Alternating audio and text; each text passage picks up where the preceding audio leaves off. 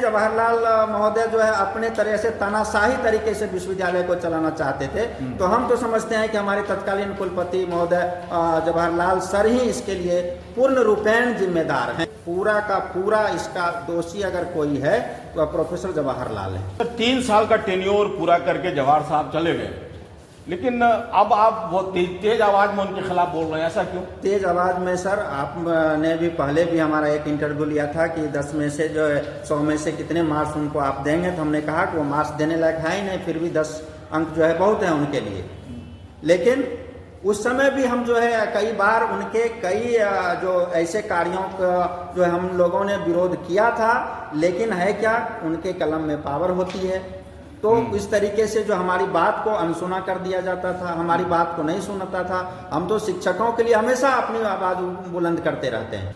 इस वक्त हमारे साथ बात करने के लिए तिलका मांझी भागलपुर यूनिवर्सिटी के सिंडिकेट सदस्य प्रोफेसर निर्लेश कुमार मौजूद हैं। सर, 70 अतिथि शिक्षकों को सेवा मुक्त कर दिया गया है।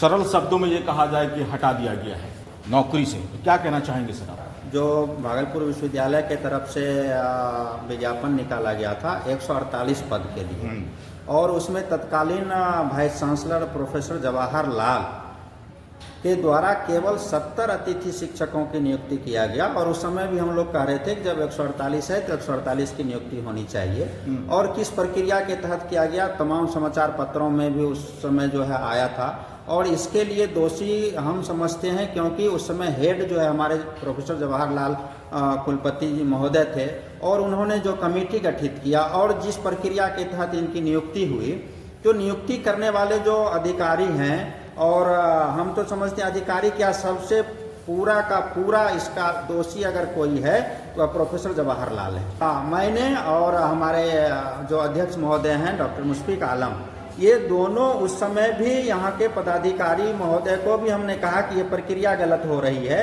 अगर बहाली होनी है तो पूरे 148 लोगों का जो है बहाली जो है होनी चाहिए, केवल 70 अतिथि शिक्षकों का भर्ती, यही जो है प्रश्न लाजमी है। मुझे पता चला कि रोस्टर का भी सही से पालन नहीं किया गया, और कुल जितने अभ्यर्थी उसमें जो है आवेदन दिए थे सभी का जो है ये बिल्कुल प्रक्रिया गलत है। तो इसमें जितने भी संलिप्त लोग हैं उनको जो है मैं समझता हूँ कि इसके लिए जो है दोषी करार दिया जाना चाहिए। धांधली पूरी तरह से खुलेआम की गई, तो क्या किसको दोषी मानते हैं आप?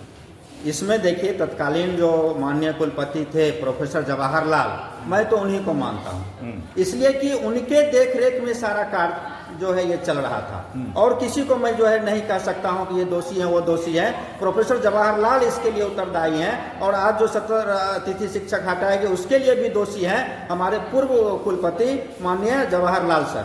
पूरे बिहार की बात करें तो पूरे बिहार में ये पहली बार ऐसा हुआ है जब अतिथि शिक्षकों को नौकरी से निकाला गया। हमें लगता है कि बिहार में ही नहीं, देश में जो है इस तरह का पहला जो है घटना होगा। अच्छा, इस तरह से जो है नहीं हटाया गया कभी भी। कई जो है हमारे राज्य से बाहर भी इस तरह से जो है अतिथि शिक्षक या एडहॉक पर जो है लोग काम करते हैं, लेकिन इस तरीके से कभी नहीं हटाया गया। पद नहीं रहने के कारण जरूर हटाए जाते हैं शिक्षक की, परमानेंट अस्थायी शिक्षक आ जाने के बाद जो है पद नहीं रहता है तो अतिथि शिक्षक को मुक्त कर दिया जाता है कार्य से। लेकिन इस तरीके से पद रहते हुए कभी भी अतिथि शिक्षक नहीं हटाए गए थे।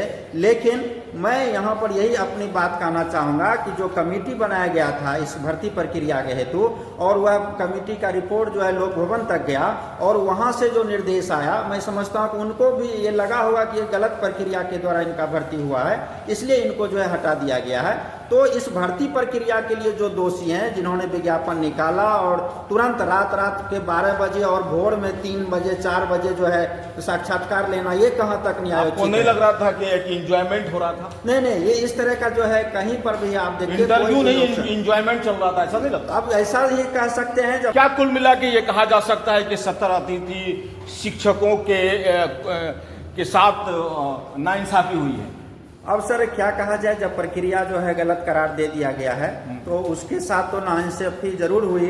जो प्रक्रिया ही अगर गलत किया, इसमें इन लोगों की भी क्या जो है गलती है वो जो भर्ती करने वाले कमेटी थे, पदाधिकारी थे, माननीय कुलपति थे, वो इसके लिए जिम्मेदार है। सर, आपकी संवेदना उनके साथ है? देखिए, संवेदना तो जरूर हमारे उनके साथ है, इसलिए कि हम लोगों के साथ ही वो सभी अतिथि शिक्षक 11 महीना जो है कार्य किए और अब जो है उनके पेट पर जो है लात मार के या प्रक्रिया, जो भी प्रक्रिया, गलत प्रक्रिया कह करके उनको हटा दिया। संवेदना तो जरूर होती है।